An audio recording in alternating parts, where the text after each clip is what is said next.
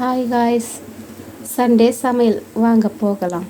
நம்ம இப்போ செய்ய போகிற டிஷ் என்னதுன்னா மஷ்ரூம் தொக்கு செய்ய போகிறோம். அதுக்கு தேவையான பொருட்கள்: மஷ்ரூம் கட் பண்ணி வச்சது, வெங்காயம், தக்காளி, கருவேப்பிலை, இஞ்சி பூண்டு விழுது, மிளகு, ஜீரகம், சோம்பு வறுத்து அரைச்சது.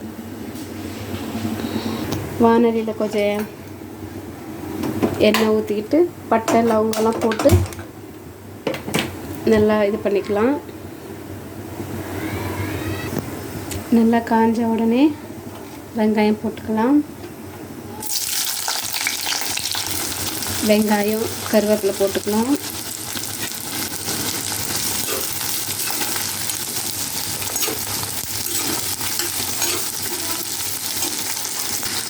நல்லா வதக்கி விட்டுட்டே இருக்கலாங்க. நல்லா கோல்டன் ப்ரௌன் ஆகிற வரைக்கும் கொஞ்சம் வதக்கி விட்டுட்டே இருப்போம்.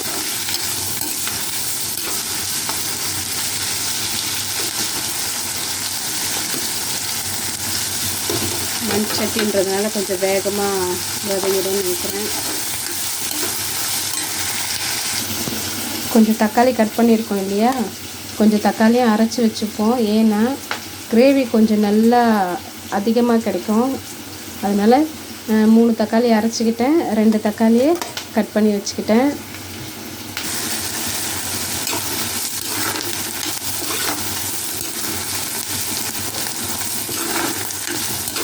நீங்கள் பச்சை மிளகா சேர்த்துக்கலாம். பச்சை மிளகா வேணும்னா போட்டுக்கலாம். நான் பச்சை மிளகா இல்லை, அதனால் ஸ்கிப் பண்ணிட்டேன். பச்சை மிளகா ஒரு பச்சை மிளகா போட்டுக்கலாம்.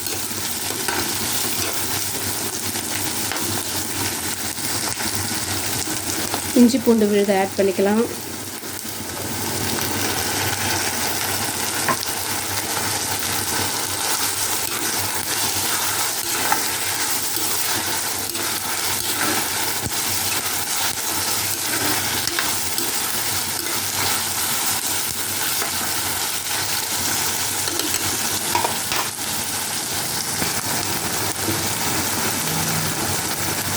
உப்பு கொஞ்சம் சேர்த்துப்போம்.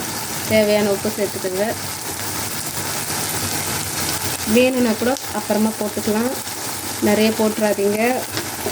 உப்பு சமையலுக்கும் நல்லது, அதே சமையலுக்கும் கெட்டது. அதிகமாக ஆயிடுச்சுன்னா சாப்பிட முடியாது, அதனால் சுத்தமாக போட்டுக்கோங்க. அப்புறம் நம்ம டேஸ்டிங் பண்ணும்போது பார்த்துக்கலாம்.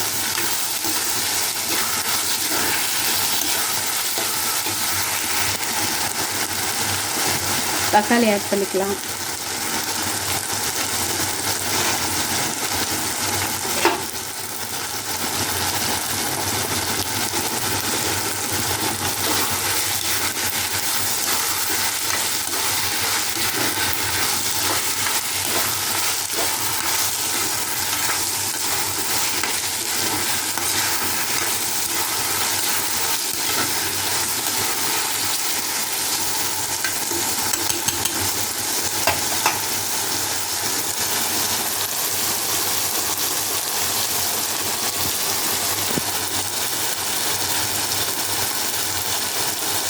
மஞ்சப்பொடி போட்டுக்கலாம்.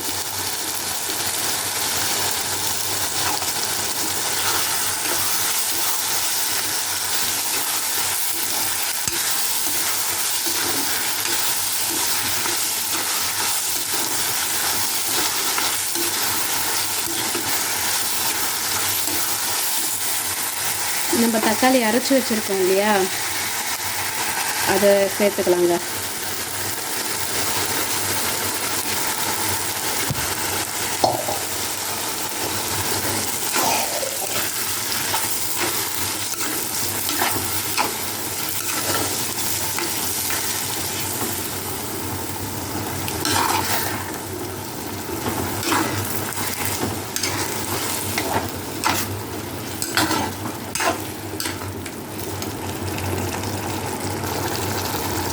கொஞ்சம் பெருங்காயம் போட்டுக்கலாம்.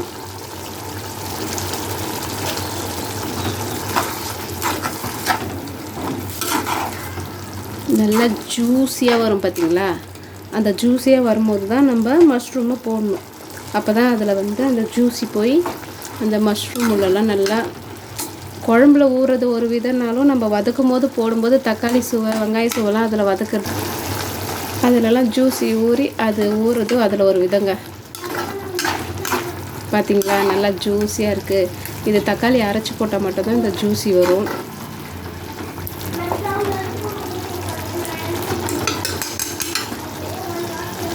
இப்போ நம்ம மஷ்ரூம் ஆட் பண்ணிக்கலாம்.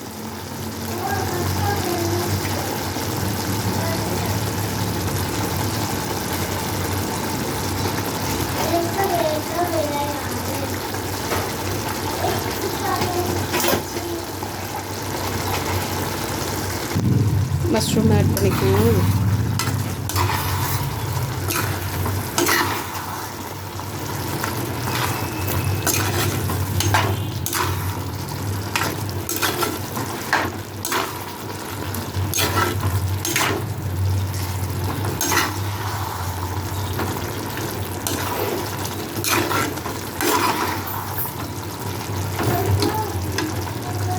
நல்லா வதங்கணும், நல்லா கோல்டன் ப்ரௌனாக வதங்கணும்.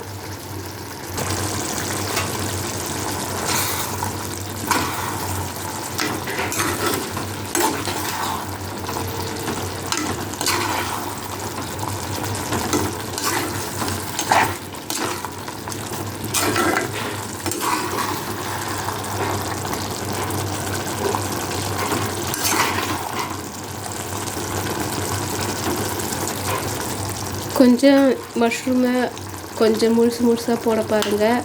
ஒரு மஷ்ரூம் எடுத்திங்கன்னா சின்னதாக இருந்தால் 2ஆக போடுங்க, கொஞ்சம் பெருசாக இருந்தால் 4ஆக போடுங்க. ரொம்ப சாப் பண்ணுறாதீங்க. அது வெந்துருச்சுன்னா கொஞ்சம் போல் இருக்கும், அப்படியே அதிலே மெல்ட் ஆன மாதிரி ஆகிடும். அதனால் இந்த மாதிரி போட பழகிக்குங்க, நல்லாயிருக்கும்.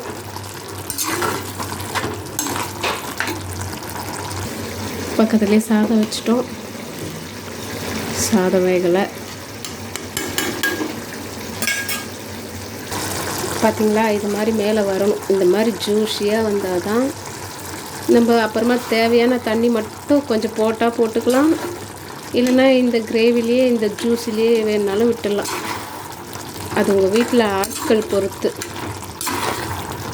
பார்த்திங்களா, செம்ம டேஸ்ட்டாக இருக்குங்க.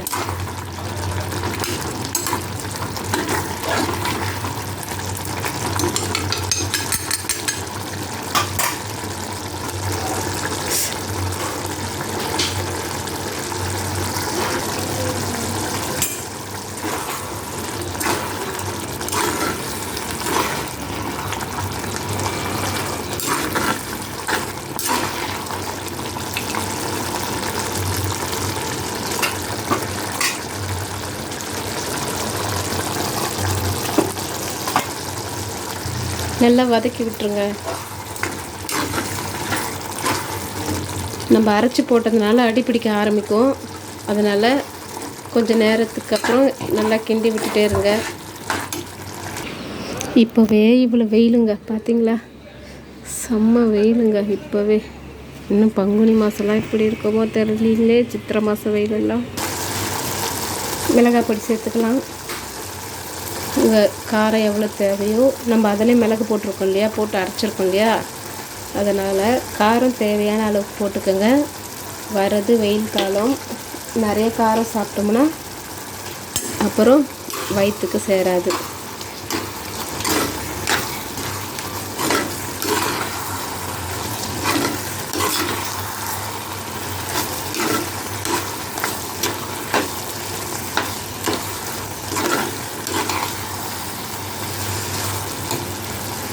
இது இடையில என் பொண்ணு வாசனை தாங்கலைன்னு கொஞ்சம் குருமா டேஸ்ட்டுக்குன்னாங்க.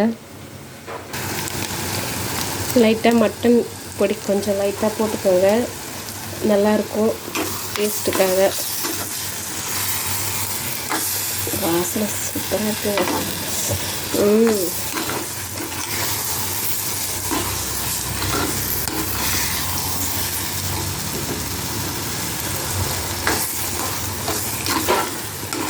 இது நல்லா எண்ணெய் பிரிஞ்சு வரட்டும். எண்ணெய் பிரிஞ்சு வந்த பிறகு நம்ம இந்த பொடியை ஆட் பண்ணுவோம்.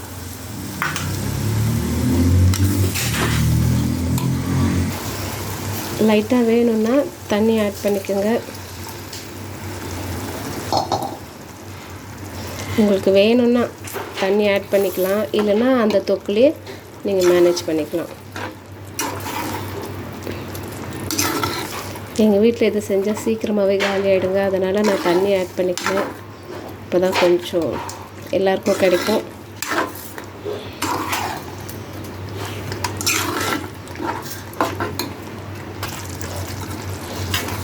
லைட்டாக உப்பு கம்மியாக இருந்தது, ஆட் பண்ணிக்கிறேன்.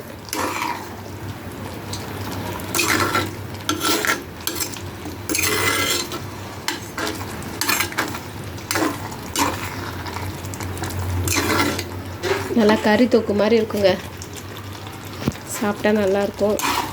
இன்றைக்கி எங்கள் வீட்டில் மஷ்ரூம் தொக்கு, சாதம், ரசம், முட்டை ஆம்லெட் முடிஞ்சதுங்க.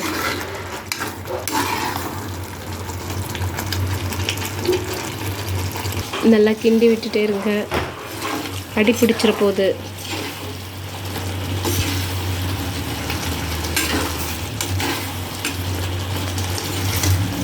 இப்போ நம்ம இந்த பொடியை ஆட் பண்ணிக்கலாம்.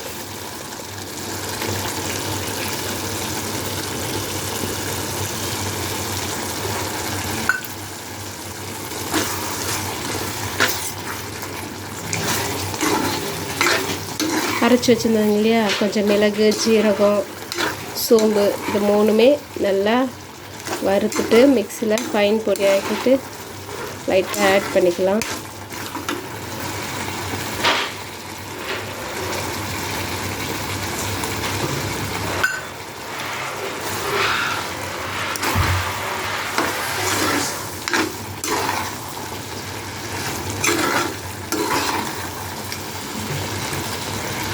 நல்லா கிளறி விட்டுக்கோங்க. அந்த பொடி நல்லா போய் எல்லா இடத்துலையும் நல்லா கலந்துடுச்ச மாதிரி கலந்து விட்டுருங்க.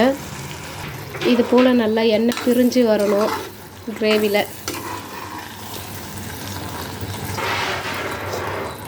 கொத்தமல்லி ஆட் பண்ணிக்கோங்க.